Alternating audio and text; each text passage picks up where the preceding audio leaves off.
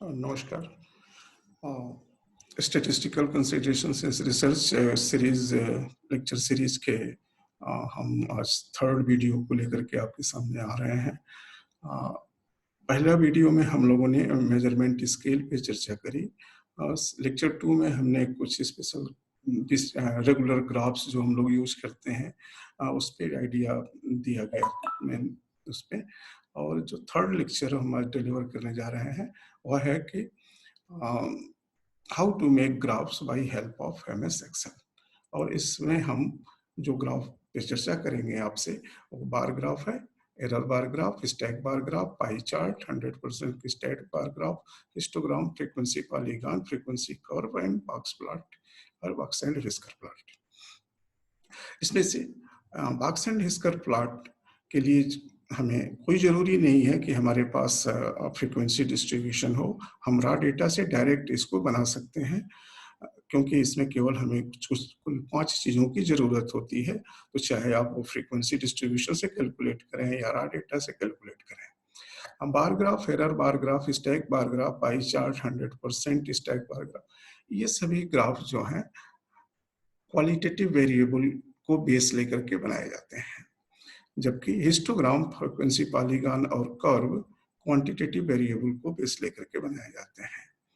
अब अगर हमें इन्हें बनाना है तो हम इसके लिए एक डेटा सेट लेते हैं। इस डेटा सेट को हम आपसे शेयर कर रहे हैं। सपोज करिए कि हमारे पास ये डेटा है। इस डेटा की हिस्ट्री कुछ ऐसी है कि एक कंपनी पहले से एक प्रोडक्ट बना रही थी, उसने उस प्रोडक्ट में इम्प्रूवमेंट किया और इम्प्रूवमेंट करने के बाद उसने मार्केट में भेजा। अब कंपनी जानना चाहती है कि लोगों की ओपिनियन उसके नए प्रोडक्ट के प्रेफरेंस को लेकर के क्या है।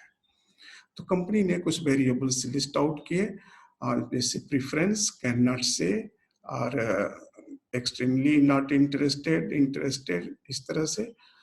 फिर उसने देखा कि इन लोगों के सोशियो डेमोग्राफिक सिचुएशन क्या है रेस्पोंडेंट्स की। तो उन्होंने सेक्स पूछा, मैरिटल स्टेटस पूछा, education level, age, income, region means country का किस रीजन से रहने वाला है। और इस तरह से 1 2 3 4 5 6 7 हम कह सकते हैं 7 वेरिएबल, पर टेक्निकली हम 8 वेरिएबल लेकर के चल रहे हैं। 8 वेरिएबल एक सीरियल नंबर है। इसमें से प्रेफरेंस ऑर्डिनल वेरिएबल है, एजुकेशन लेवल ऑर्डिनल वेरिएबल है, sex, state and marital status और रीजन नॉमिनल वेरिएबल है, एज और इनकम क्वांटिटेटिव वेरिएबल है। और ये क्वांटिटेटिव वेरिएबल होने के साथ साथ कंटिन्यूअस वेरिएबल भी है। अब यहाँ एक थोड़ा सा परेशानी होती है कि हम कंटिन्यूअस बोल किसको रहे हैं। अमूमन हम लोग जब कंटिन्यूअस बोलते हैं तो वेरिएबल को बोलते हैं। अब इसका जो डेटा है ये डिस्क्रीट पॉइंट है, ठीक है। ये जैसे एज का ये जो डेटा है ये डिस्क्रीट है, बट इसको जिसको ये मेजर कर रहा है, जिस वेरिएबल को, एज, वो कंटिन्यूअस कहलाएगा। हाँ, बट तो एवरी डेटा, जो भी आप डेटा कलेक्ट करते हैं तो वो डिस्क्रीट फॉर्म में आप कलेक्ट करते हैं, लेकिन जिसका डेटा है वो उस पर डिफाइन किया जाएगा कि वो डिस्क्रीट है कि कंटिन्यूअस है, क्योंकि मेजरमेंट जो आपका आया है वो एक्यूरेसी के साथ है, 100% की नहीं। तो ये पक्का है कि एज जो अगर हमने 25 ईयर लिखा है तो एक्यूरेट पक्का नहीं है।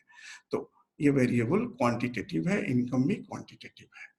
अब अगर आप इसमें ग्राफ बनाना चाहते हैं, बार ग्राफ, तो पहले आप अपने वेरिएबल को फिक्स कर लीजिए कि आप किस वेरिएबल का बनाना चाहते हैं।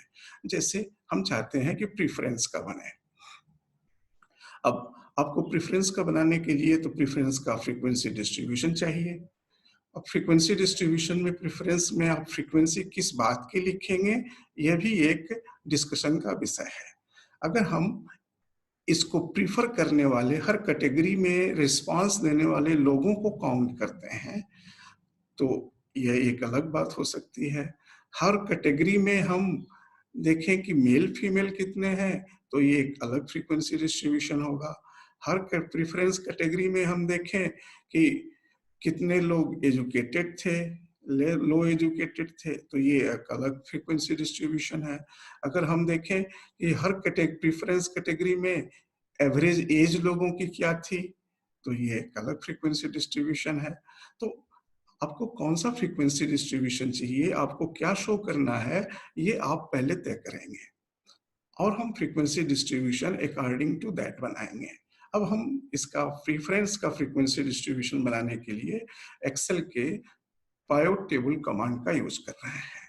अब पायोट टेबल, अगर आप होम टैब पे हैं एक्सेल के, तो पायोट टेबल्स अगर आपको बनाना है तो आप इंसर्ट बटन क्लिक करें और इसके यहाँ पे आपको लिखा मिलेगा पायोट टेबल, इसे आप क्लिक कर दें।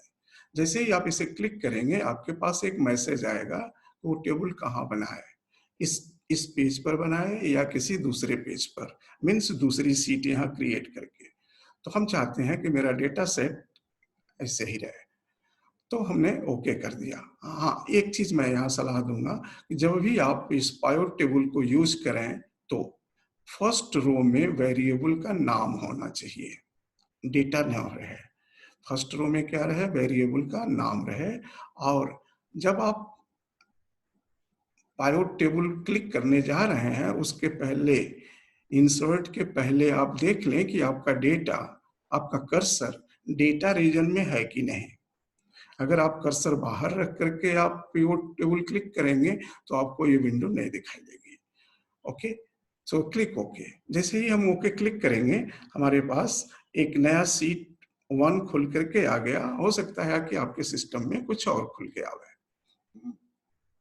अब जब ये क्रिएट होगा तो इसमें दो बॉक्स नजर आएंगे, एक लेफ्ट में एक राइट में। राइट वाले में यहाँ पे जो भी आपके वेरिएबल के नाम आपने लिखे थे उस सीट पर, उस पेज पर, वो सब यहाँ दिखाई देंगे।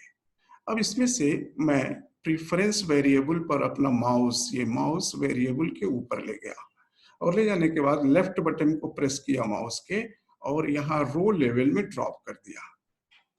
जैसे ही हमने ड्रॉप किया, इधर देखिए इसने क्या लिखा, जो भी हमारे इस प्रेफरेंस में डेटा था उस डेटा को इसने फिल्टर करके लिख दिया कि कोई वैल्यू इसमें नॉट इंटरेस्टेड थी, कोई वैल्यू एक्सट्रीमली नॉट इंटरेस्टेड थी, कोई वैल्यू उसमें कैन नॉट से थी, लाइक दैट उसने लिख दिया। अब अगर हमको ये पता चल जाए कि इसको कहने वाले कितने हैं, इसको कहने वाले कितने हैं, इनको कहने वाले कितने हैं यहाँ बगल में, तो ये हमको इस प्रीफरेंस का frequency distribution according to the number of respondent मिल जाएगा। ओके, अब ये कैसे पाएं? इसको पाने के लिए इस प्रीफरेंस को फिर से आप क्लिक कर दें और इस बार सिग्मा वाले बॉक्स में ले आके ड्रॉप करेंगे। ड्रॉप करने का तरीका क्या है कि यहाँ कर्सर को क्लिक किया, लेफ्ट माउस बटन को प्रेस किए रहा और माउस को नीचे ड्रैग किया और यहाँ जब आ गए तो फिंगर को रिलीज कर दिया। अब यहाँ देखिए लिखा होगा काउंट ऑफ प्रीफरेंस, तो वो क्या करेगा, इसको प्रीफर करने वाले लोगों को काउंट करके लिख दिया। तो ये आपका क्या बन गया, frequency distribution of preference according to the respondent response. ठीक है, अब आप चाहें तो इसका बार डायग्राम बना सकते हैं। अब बार डायग्राम बनाने के लिए मैं इस सीट पे आपको बनाने को मना करूंगा। मैंने एक नई सीट यहाँ से खोल ली और अपनी इस सीट पे गए और मैंने इसको पूरे को कॉपी किया। टोटल की जरूरत नहीं है, कॉपी किया। कॉपी करने के बाद मैं सीट 2 पे गया और पेस्ट किया। अब जब हम पेस्ट करते हैं तो यहाँ पे एक पेस्ट ऑप्शन आता है। ये बताता है कि किस तरह से पेस्ट करें, जहां से ले आए हैं वहां के रूल्स के अनुसार पेस्ट करें, कि जहां पेस्ट कर रहे हैं वहां के रूल के अनुसार पेस्ट करें। ये सब सारे ऑप्शंस इसमें रहते हैं। इसको मैंने क्लिक किया और कहा कि match value and number forming, और इसके बाद मैंने इसे थोड़ा सा बोल्ड कर दिया कि आपको दिखाई दे। अब ये आपका फ्रीक्वेंसी डिस्ट्रीब्यूशन है।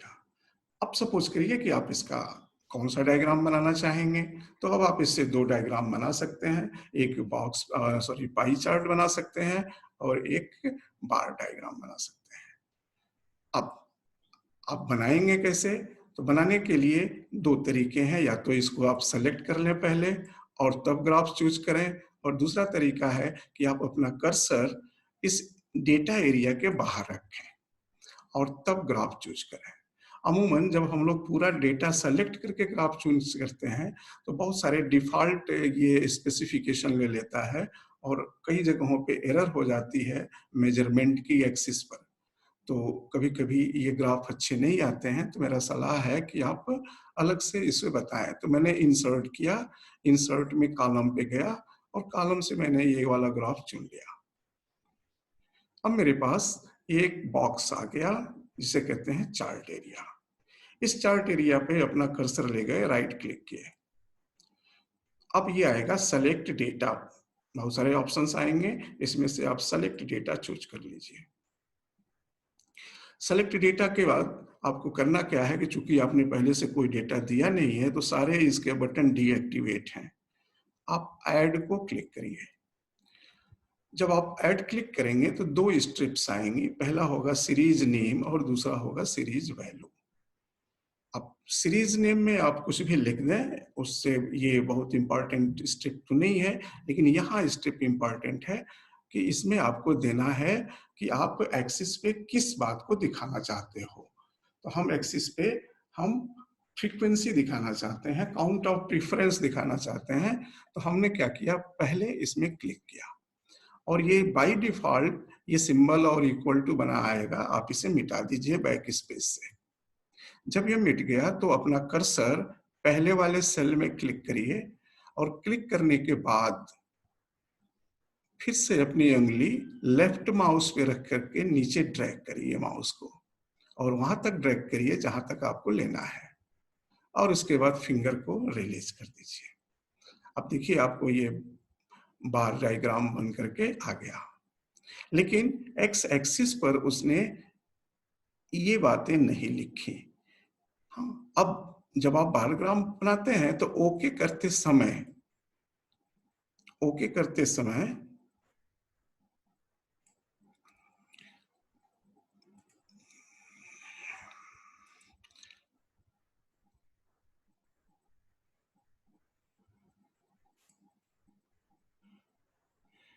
क्यों भाई, क्या हो गया?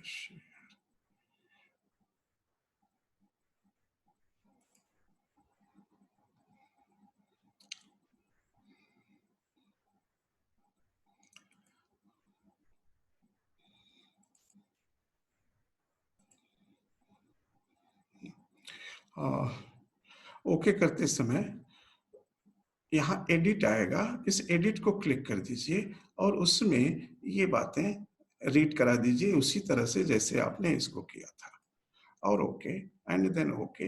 ये आपका बार ग्राफ बन करके आ गया। अगर बीच में कुछ डिस्टरबेंस हुआ हो वीडियो में तो वो कुछ टेक्निकल प्रॉब्लम की वजह से हो गया है। एनीवे, तो ये आपका बार ग्राफ बन गया। अगर आप इसका पाई चार्ट बनाना चाहते हैं तो आप इसका पाई चार्ट बना सकते हैं। पाई चार्ट बनाने के लिए फिर आपको क्या करना है, अपना कर्सर बाहर रखिए, इंसर्ट में जाइए, बाहर पाई सेलेक्ट कर लीजिए, पाई में ये फिगर सेलेक्ट कर लीजिए, फिर आपको एक चार्ट एरिया मिल जाएगी। फिर से आप राइट क्लिक करिए, राइट क्लिक पे आप सेलेक्ट डेटा करिए, सेलेक्ट डेटा पे फिर सीट ऐड करिए और फिर से यहाँ आप सीरीज वैल्यू को पहले से जो लिखा है उसे चेंज कर दीजिए एंड ओके करिए। फिर से आया एडिट, एडिट में आप ये नाम दे दीजिए एंड ओके एंड ओके। तो ये आपका पाई चार्ट बन गया। अब फिर से हम आते हैं अपने इस सीट पर। सपोज करिए कि हमने यहाँ पे इन लोगों के नंबर की जरूरत नहीं है कि कितने लोगों ने क्या बोला, हमें जानना है कि इसमें से बोलने वालों ने में कितने लोग पुरुष थे, कितने लोग महिला थी। अब इसको करने के लिए अब ये इसको कहते हैं वन वे फ्रीक्वेंसी टेबल। केवल एक वेरिएबल है और उस वेरिएबल के वैल्यू की फ्रीक्वेंसी यहाँ दी गई है, तो इसको बोलेंगे वन वे फ्रीक्वेंसी टेबल। अब हम इसके साथ सेक्स को क्लिक किया और इसका माउस से कर्सर माउस को फिर से ड्रैग करके कॉलम लेवल में डाल दिए।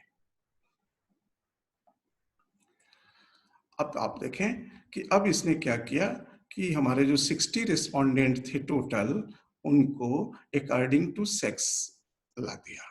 अब हमने इस टेबल में कितने वेरिएबल यूज किए?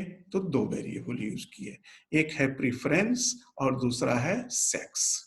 और प्रीफरेंस और सेक्स का फ्रीक्वेंसी डिस्ट्रीब्यूशन ये आया, इसको हम लोग बोलते हैं ज्वाइंट फ्रीक्वेंसी डिस्ट्रीब्यूशन, या लोग कहते हैं बाईवेरिएट फ्रीक्वेंसी डिस्ट्रीब्यूशन। अब अगर आप चाहते हैं कि अब आपको बार ग्राफ इस डेटा से दिखाई दे कि आपको इंटरेस्टेड नॉन इंटरेस्टेड की फ्रीक्वेंसी भी दिखे और अकॉर्डिंग टू सेक्स दिखे, तो अब आप इसमें आप मल्टीपल बार को यूज कर सकते हैं, स्टैक बार को यूज कर सकते हैं। कैसे? तो फिर से मैं इसको कॉपी कर रहा हूं यहां से और एक नई शीट खोल रहा हूं। इस शीट का विड्थ पहले से मैं बढ़ा दूं 16, कॉपी पेस्ट, पेस्ट गायब हो गया, फिर से हमें जाना होगा, यहां से फिर करें copy, sheet 3, paste and paste as number and formatting at that place. Grand total की कोई बहुत जरूरत नहीं है तो मैंने इसे डिलीट कर दिया। फिर हम इंसर्ट में गए, फिर हमने box plot, column bar chart या बार चार्ट का फिगर लिया, फिर हमने राइट क्लिक किया, सेलेक्ट डेटा में गए, ऐड में गए, सीरीज वैल्यू में पहले से जो लिखा है डिलीट किए और फिर हमने दे दिया ये डेटा। या अगर हम ये पूरा का पूरा दे दें तो देखें क्या होता है। कुछ एरर आया, तो हम पहले इसको बाय डिफॉल्ट लिए होते तो शायद सही हो गया होता। इसको हमने कैंसिल, ये आप दोनों सेलेक्ट कर लीजिए और इस चार्ट को भी सेलेक्ट करते हैं या एक एक करके कर लेते हैं। सेलेक्ट डेटा, ऐड,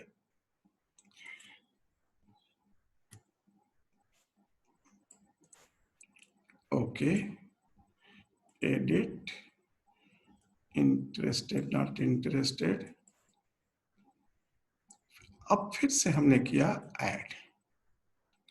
अब हम दूसरे वेरिएबल को ऐड करेंगे, मीन्स फीमेल के बाद मेल को ऐड करेंगे एंड ओके।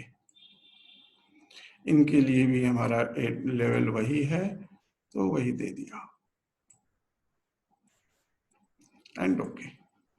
अब क्या हुआ कि नॉट इंटरेस्टेड में रेड कलर जो है मेल के नंबर्स को बता रहा है कि how many males were not interested in new product, how many females were not interested in new product. अब अगर हम इसमें से केवल रेड वाले पर क्लिक करें कर्सर, तो देखिए ये केवल हमारा मेल का डेटा यहां से सेलेक्ट दिखा रहा है। हमने क्लिक किया, इसके बाद राइट क्लिक किया और कहा चेंज सीरीज चार्ट टाइप, और इसमें हमने ये सिंबल ले लिया, इसको कहते हैं stack bar chart and okay. अब इसने क्या किया कि अब टोटल इनको गिन लिया, काउंटिंग टोटल 18 थे, 18 में से 9 female and remaining 9 male. Similarly extremely not interested में टोटल रिस्पोंडेंट 5 थे, 5 में फीमेल 2 थी, मेल 3 थे। आप देखेंगे कि ये संख्या 2 है, फीमेल की है और ये मेल की है। तो इस स्टैक बार का मतलब क्या हुआ कि तब ये दो चीजों को सिंगल बार पर एक ही एक्स एक्सिस की एक फेनोमेना के लिए अगर बहुत सारी जानकारी है तो आप उसको स्टैक बार से एक ही बार पर दिखा सकते हैं। अब इस डायग्राम में एक प्रॉब्लम ये है कि हम ये नहीं बता सकते हैं ये क्लियरली कि किसका रेशियो ज्यादा है या किसका हिस्सा ज्यादा है। ये अब बताने के लिए हमें थोड़ी मैथमेटिक्स लगानी पड़ेगी। अगर हम यहाँ पर इस ग्राफ को बदल करके फिर से हम राइट क्लिक करते हैं, इस ग्राफ को क्लिक किया और तब राइट क्लिक किया, select change series chart type, और इसमें हमने ये वाला डायग्राम सेलेक्ट किया, इसको कहते हैं 100% स्टैक कॉलम। अब मैंने इसको क्लिक किया, इसको क्लिक करके ओके किया। अब देखिए अब क्या हुआ कि अब ये पूरे के पूरे को परसेंटेज में कन्वर्ट कर दिया। अब आप कह सकते हैं कि not interested female and male were 50%। दूसरा, the proportion of female was less as compared to male, 40%, 60% was less as compared to male in the opinion extremely not interested. Okay, a similar pattern was found in the opinion can't say about the new product. अगर आप इस तरह के competitive बात करना चाहते हैं in terms of percentage, whose percentage is more, whose percentage is less, then better way is the stack bar chart. Okay, now come on third one, next graph. Again I am coming here. इस बार हमने इस sex को हटा दिया यहाँ से, तो फिर से मेरा ओरिजिनल फ्रीक्वेंसी डिस्ट्रीब्यूशन आ गया। और फिर हमने यहाँ से प्रीफरेंस को हटा दिया। प्रीफरेंस हमारा क्वालिटेटिव वेरिएबल था। अब मैं एज को ला रहा हूँ या इनकम को लाया यहाँ। अच्छा, एक चीज और देखिए, जब मैंने यहाँ प्रीफरेंस को लाया था तो इसने काउंट ऑफ प्रीफरेंस लिखा था, इसलिए नहीं कि वो क्वालिटेटिव है। हाँ, अब मैं इनकम को ला रहा हूं। अब इसने क्या लिखा? Sum of income. Sum of income का मतलब क्या हुआ कि नॉट इंटरेस्टेड जितने भी लोग थे सर्वे में, उन सभी लोगों के इनकम का सम क्या है, और तो इसने सम ऑफ इनकम बता दिया। ठीक है, अगर आप चाहें तो यहाँ पे फिर से प्रेफरेंस को ला दें तो ये बता देगा कि कितने लोग थे। 18 लोग थे, उनका सम इनकम का इतना रुपए था। तो आपको हर कैटेगरी में ये मालूम हो गया कि सम क्या था इनकम का और कितने लोग थे। ओके, अगर हम इसको हटा दें और यहाँ एक एरो की बना है, इसको क्लिक करें, इसमें ऑप्शंस चेंज करने के सुविधाएं हैं। तो आप सम को अगर बदलना चाहते हैं, इसकी जगह पे कुछ और चाहते हैं, तो आप वैल्यू फील्ड सेटिंग क्लिक कर दीजिए। तो इसमें कुछ और सुविधाएं आपको मिलेंगी। हमने इसमें से एवरेज क्लिक कर दिया। ओके, अब क्या आ गया कि the average income of people who were not interested in brand was rupees 5,725 approximately। और इस तरह से अब आपको हर प्रेफरेंस ग्रुप के लिए एवरेज इनकम आ गई। अब आप फिर से बार ग्राफ बना सकते हैं। अब इस बार ग्राफ में अब वाई एक्सिस पे क्या रहेगा? काउंटिंग नहीं रहेगी, एवरेज इनकम आ जाएगा। ठीक है, अब इसी के साथ मैंने इसको फिर से इनकम को यहाँ ड्रॉप किया, तो बाय डिफॉल्ट उसने सम दिया। अब हमने क्या किया, इसको फिर से एरो किया, वैल्यू फील्ड सेटिंग, और हमने देखा कहीं स्टैंडर्ड डेविएशन है कि नहीं। हमने स्टैंडर्ड डेविएशन ले लिया। इसमें दो स्टैंडर्ड डेविएशन है, एक है standard deviation P, standard deviation not P. इन दोनों में बेसिक डिफरेंस है। जब हम लोग इसको सेलेक्ट करते हैं तो ये मानते हैं कि हमारा डेटा पूरे पॉपुलेशन का डेटा है, और जब हम इसको सेलेक्ट करते हैं तो हम मानते हैं कि हमने पॉपुलेशन से सैंपल लिया है और उस सैंपल डेटा पे काम कर रहे हैं। एनीवे इसको हम लोग आगे चर्चा करेंगे जब हम आपसे आएंगे इन्फरेंशियल स्टेटिस्टिक्स पर। तो हम अभी फिलहाल इसको ले लेते हैं। अब हमारे पास नॉट इंटरेस्टेड लोगों का एवरेज इनकम भी आ गया और स्टैंडर्ड डेविएशन ऑफ इनकम भी आ गया। अब मैं इसको फिर से कॉपी किया और फिर एक नई सीट खोला और मैंने यहां पेस्ट कर दिया।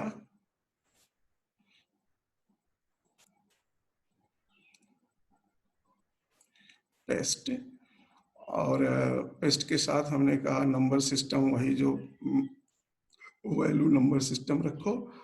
और फिर मैंने थोड़ा सा इसे बड़ा किया ताकि विजिबिलिटी बढ़े। ऑन 20,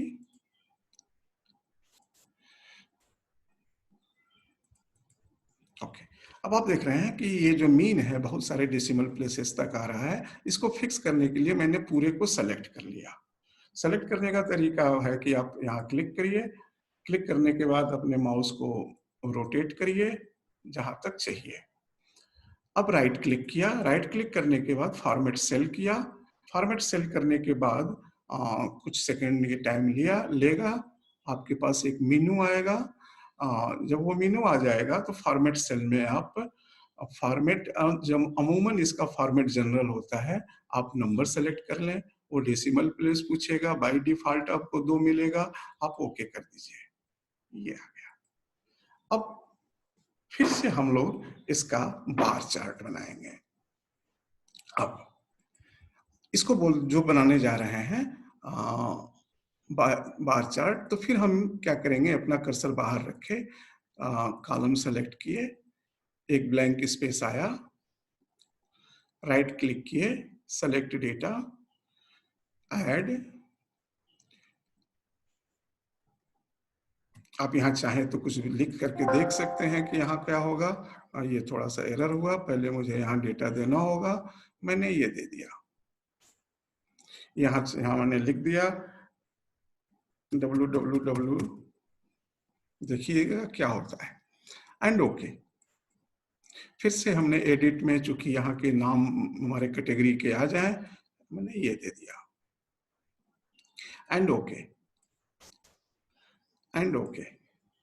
अब ये क्या हुआ, आपके वाई एक्सिस पर अब फ्रीक्वेंसी नहीं है, अब वाई एक्सिस पे इनकम का मीन है, एवरेज इनकम। किनका एवरेज इनकम? उन लोगों का जिन्होंने नॉट इंटरेस्टेड रिस्पॉन्ड किया, उनका मीन इनकम इतने रुपए था।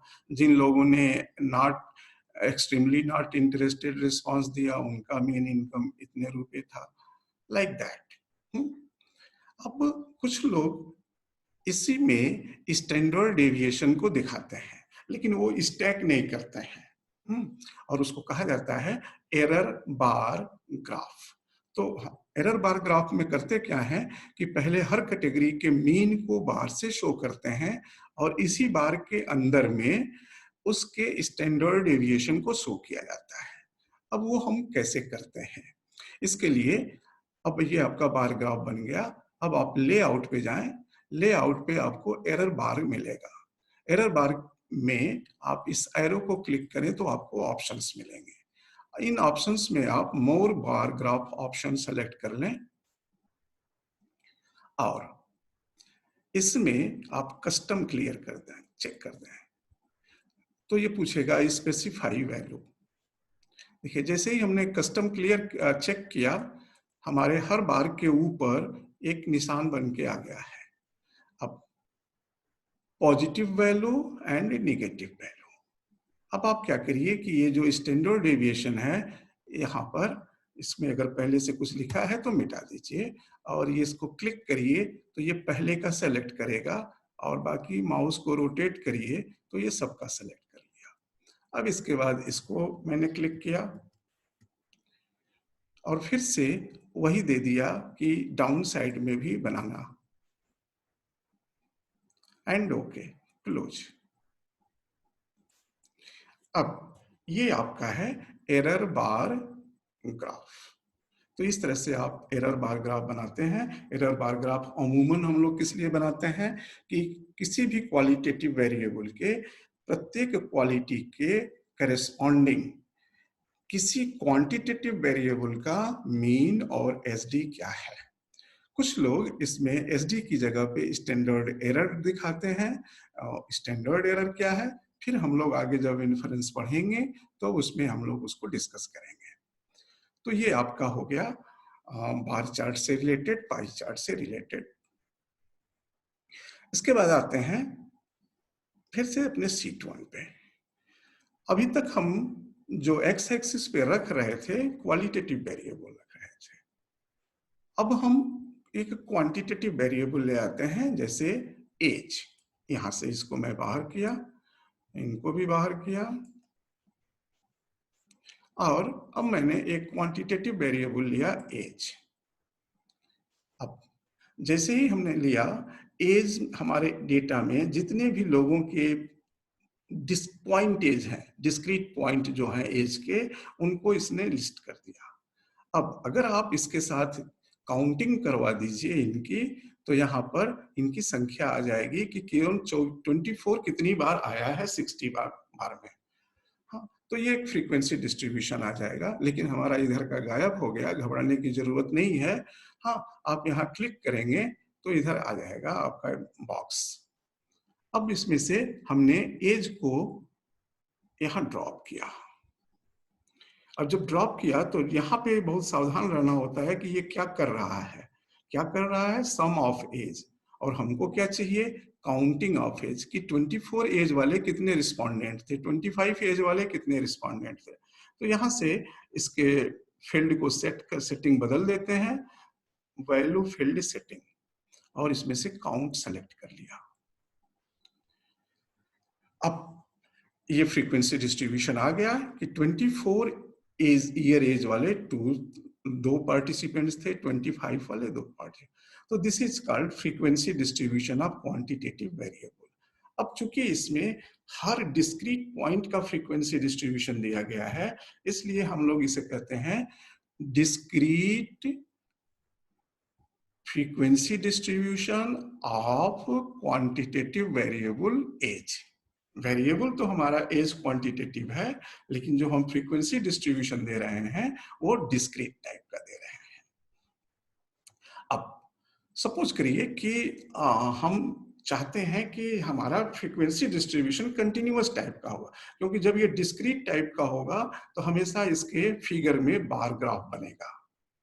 हाँ, रेक्टेंगल बनाने के लिए हमको विड्थ चाहिए। अब क्या होगा, 24 के ऊपर एक हाइट खड़ी हो जाएगी 2 की, लेकिन वो बार बनेगा। हाँ, रेक्टेंगल नहीं बनेगा। तो रेक्टेंगल के लिए हमें ग्रुपिंग चाहिए, इंटरवल्स चाहिए। अब इंटरवल्स कैसे हम बनाएं, तो इसके लिए आप यहाँ क्लिक करें,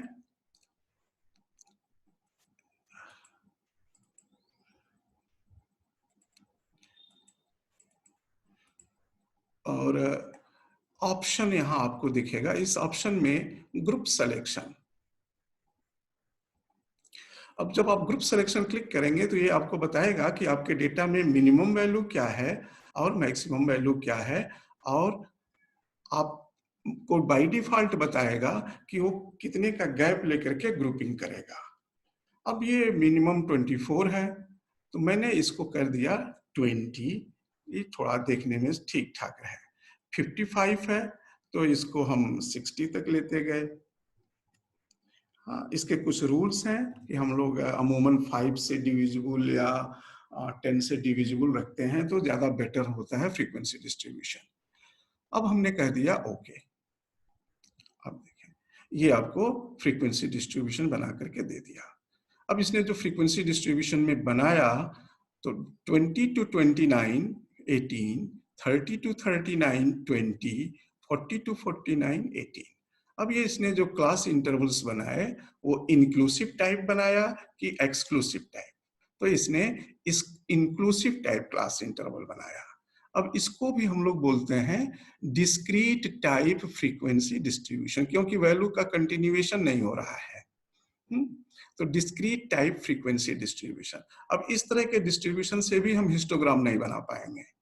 हाँ, हालांकि हर जगह इक्वल विड्थ है, लेकिन हम इससे फ्रीक्वेंसी डिस्ट्रीब्यूशन नहीं बना पाएंगे। तो हमको चाहिए कंटिन्यूअस टाइप। अब ये कंटिन्यूअस टाइप कैसे बनेगा, ठीक है? तो इसके लिए इसका कारण इसने क्यों इसने ऐसे लिया कि हमारे डेटा में हर में कहीं भी कोई डेसिमल पॉइंट इसने नहीं पाया एक्सेल ने, तो ये सोचा कि ये जो है क्वालिटी है और इसलिए इसने उस तरह का कॉन्सेप्ट नहीं लिया। अब मैं आपको समझाने के लिए इस 25 को कर दे रहा हूँ 25.001, एक वैल्यू को मैंने चेंज कर दिया और फिर मैं आया अपने पिवोट टेबल पे। इसने कोई चेंज नहीं किया। ओके, घबराने की जरूरत नहीं है। जब आप एक बार पिवोट बनाएंगे तो आपका उस समय का डेटा ये रीड करेगा। बाद में अगर आप डेटा में कोई चेंज करते हैं तो आपको ऑप्शन में जाइए और यहाँ रिफ्रेश बटन है, इसे क्लिक कर दीजिए और फिर जब ये रिफ्रेश बटन क्लिक हो गया, अब आप इस पे क्लिक करिए और फिर ग्रुप सिलेक्शन करिए और फिर से आप वही चीज दे दीजिए।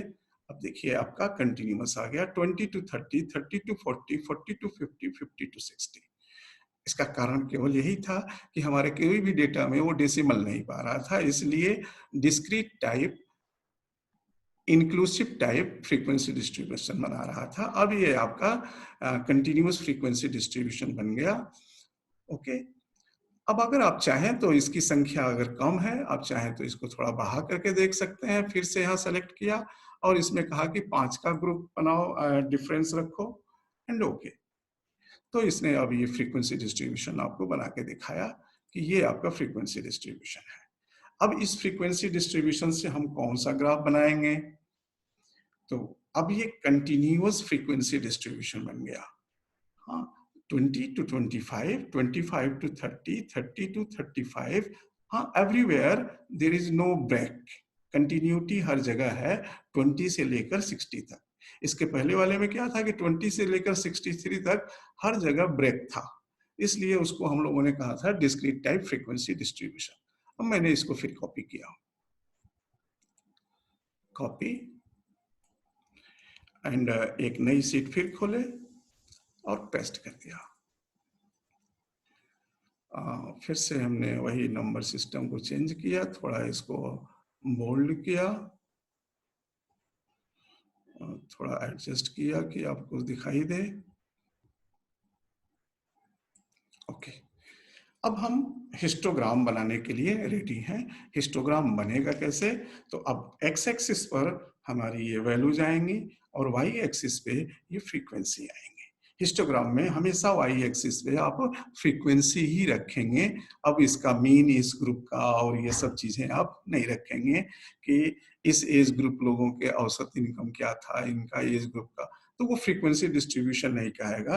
अब हम लोग एक इस वेरिएबल के शेप के विषय में डिस्कस करने जा रहे हैं। ओके, तो हाँ, एक चीज यहाँ बताने की जरूरत है कि एक्सेल कभी भी हिस्टोग्राम नहीं बनाता। हाँ, हिस्टोग्राम ये बार ग्राफ बनाता है, हम लोग फिर बार ग्राफ को कुछ ट्रिक्स से हिस्टोग्राम में कन्वर्ट करते हैं। तो कैसे करेंगे? तो पहले हम एक बार ग्राफ बनाएंगे इस डेटा का, फिर हम गए इंसर्ट एंड कॉलम और एक कॉलम का सिंपल वाला ग्राफ चुन लिए, राइट क्लिक किए, सेलेक्ट डेटा, ऐड, फिर से हम यहाँ डेटा दिए। अब हमको ये इतने बार दिखा देगा। एडिट में यहाँ पे हमने ये दे दिया ग्रुप, तो सबके सामने इसने ग्रुप लिख दिया एंड ओके। अब हमारा अगला काम है कि इनके बीच के गैप को खत्म करना। कहाँ से कहाँ तक?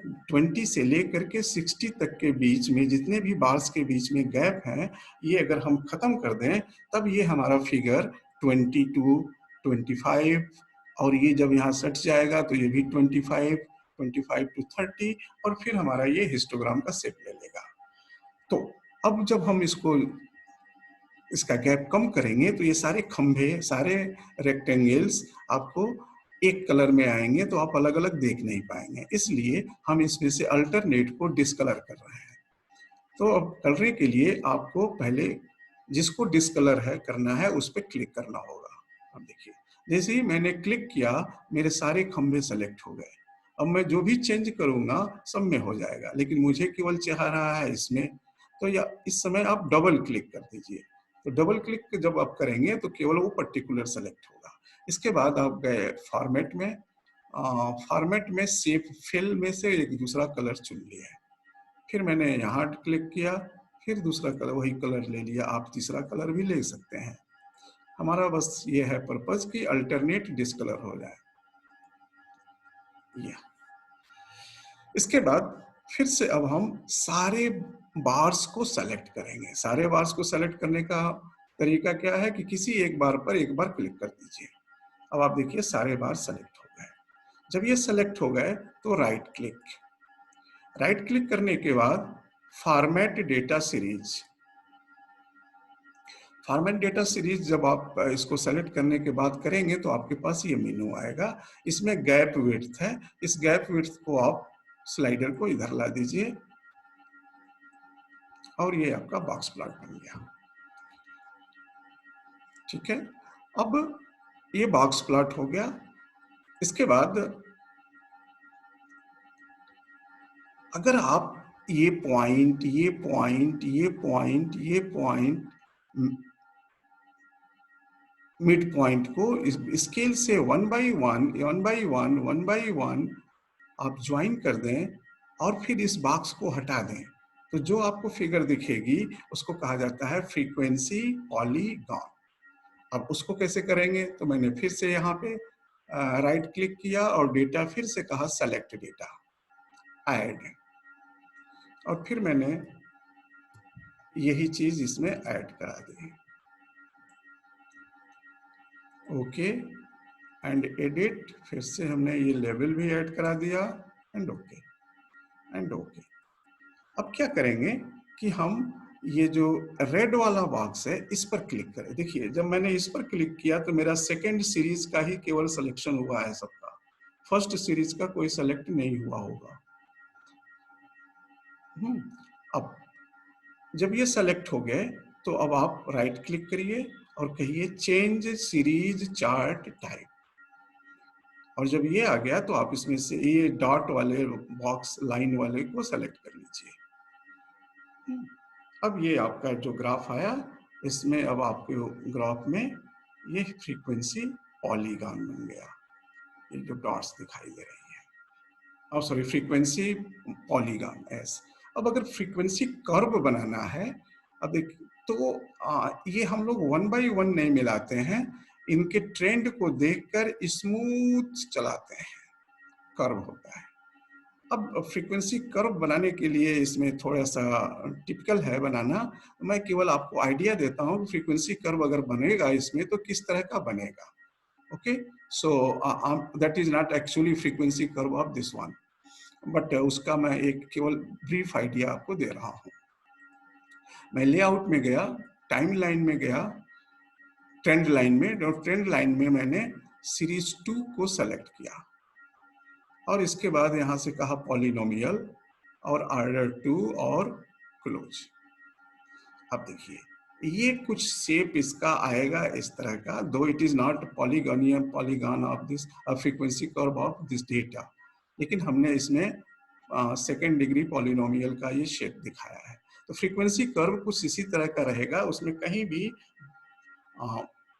आर्म्स नहीं बनेंगे, कहीं भी एंगल्स नहीं बनेंगे इनके बीच में। पॉलीगॉन हमेशा आर्म से बनता है, हर जगह आप एंगल मेजर कर सकते हैं कि कितना एंगल है, इसमें आप कहीं भी एंगल मेजर नहीं कर पाएंगे। तो this is about frequency polygon. अब आते हैं इस डेटा पर फिर से बॉक्स प्लॉट, इनकम। अब मैं यहाँ से इनकम का डेटा ले रहा हूँ। अगर आपको बॉक्स प्लॉट बनाना है तो आपको कुछ चीजें की जानकारी रखनी पड़ेगी अपने डेटा का।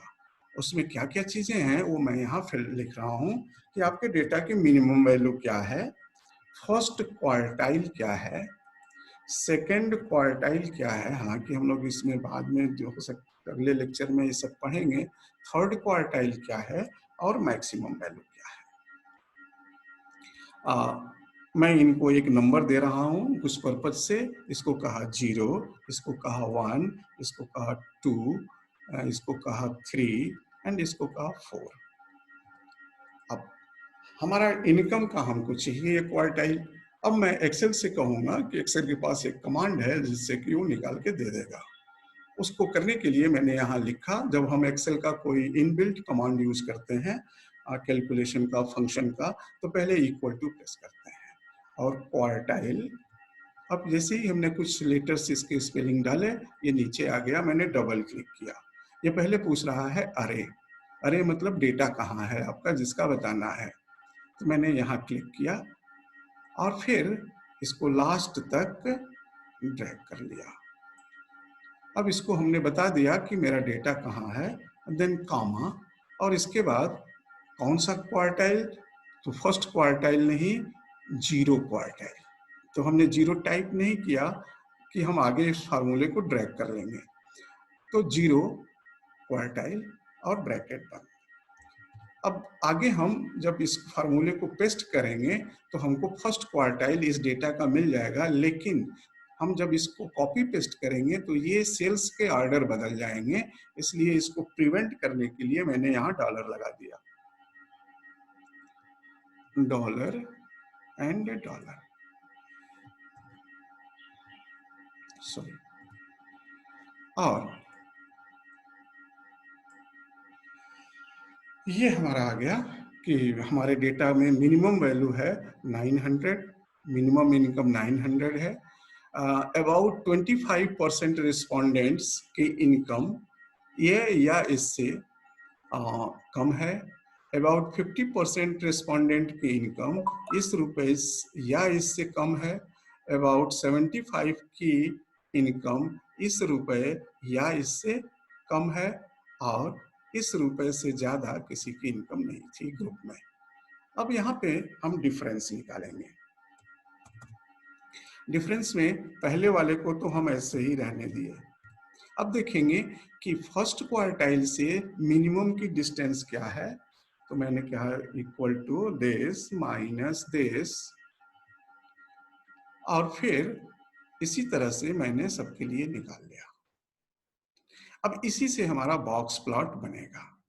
अब बॉक्स प्लॉट बनाने के लिए क्या करना है, फिर से आपको इंसर्ट में जाना है, बार डायग्राम सेलेक्ट करना है, सेलेक्ट। अब यहां से आपको डेटा देना है, डेटा हम इसका देंगे। सो select data, add,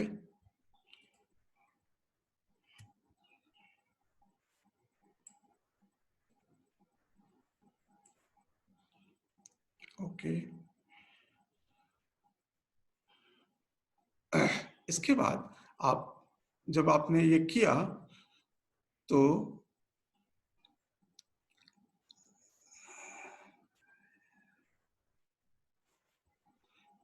share,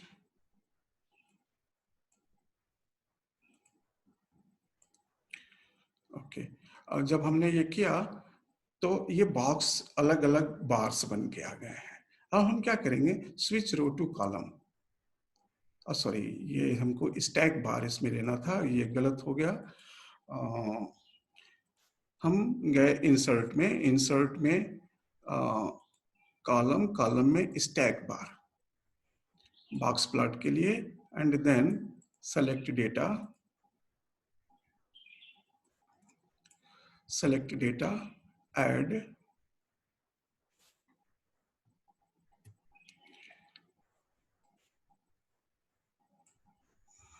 okay, switch row and column,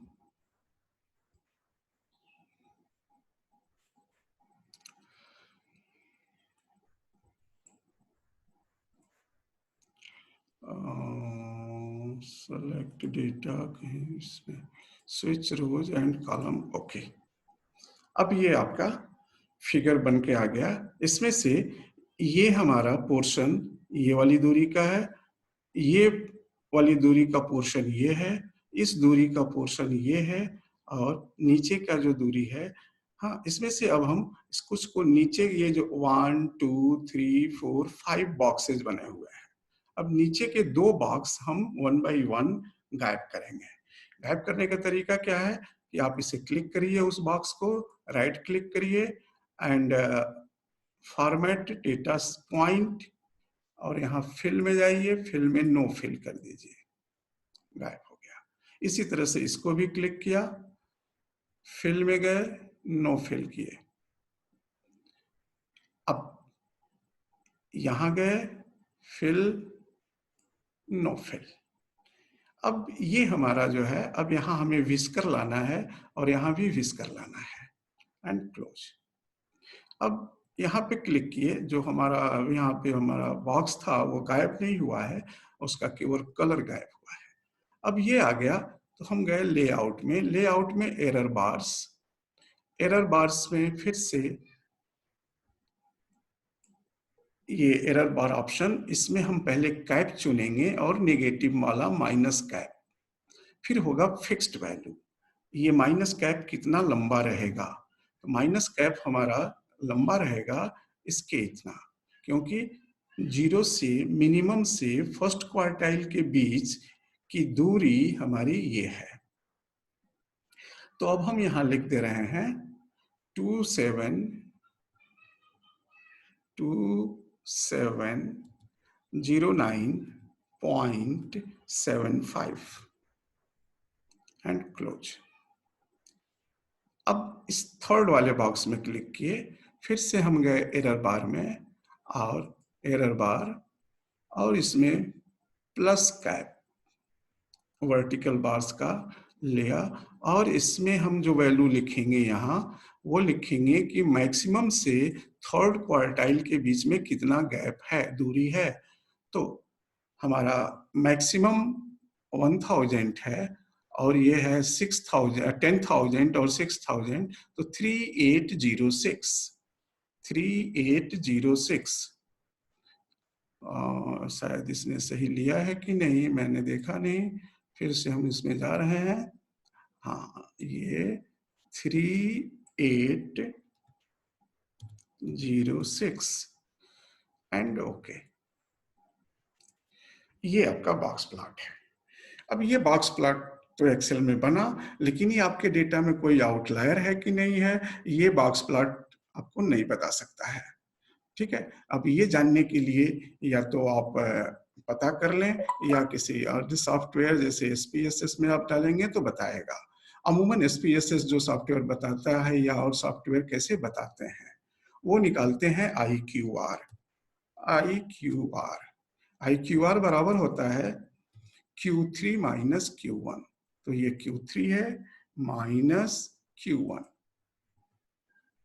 इसके बाद 1.5 टाइम्स इसका कर देते हैं 1.5 IQR, मतलब एक वैल्यू कैलकुलेट करते हैं कि 1.5 स्टार ये IQR का 1.5 गुना क्या है। अब ये जो भी आया इसको मीडियन में माइनस करते हैं और मीडियन में प्लस करते हैं, तो मैंने लिखा Q2 माइनस 1.5 IQR और यहां कैलकुलेट किया इक्वल्स टू Q2 कितना है this one minus 1.5 IQR this one. अब इससे कोई भी छोटी वैल्यू हमारे डेटा में होगी तो वो आउटलायर ट्रीट करी जाएगी। हाँ, इसी तरह से Q2 प्लस 1.5 IQR